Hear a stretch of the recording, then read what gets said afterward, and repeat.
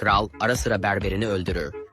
Sadece kafasından çıkan boynuzları saklamak için. Onun çarpık zihninde sadece ölüler sır tutabilir. Bu yüzden her saçını kesen kişiyi yakındaki bir kutudan ödüllerini almaya gönderir. Sonra onları dipsiz bir çukur. Kimse geri dönmez. Kral ne zaman saçını kestirmek istese askerler yeni bir berber aramak için kasabayı basar ve bu sefer fakir bir çocuk seçilir. Annesi perişan olur. Yapabileceği tek şey ona yola çıkması için 3 küçük turta hazırlamaktır. Çok geçmeden çocuk saraya varır ve kralın kendisiyle yüz yüze gelir. Küçük konuşma, selamlaşma yok. Kral tacını çıkarır ve kafatasından çıkan bir boynuz ortaya çıkar. Korkmuş olan çocuk hiçbir şey olmamış gibi davranır ve dikkatlice kralın saçını keser. Kral memnun. Çocuğa kutudan altın almasını söyler.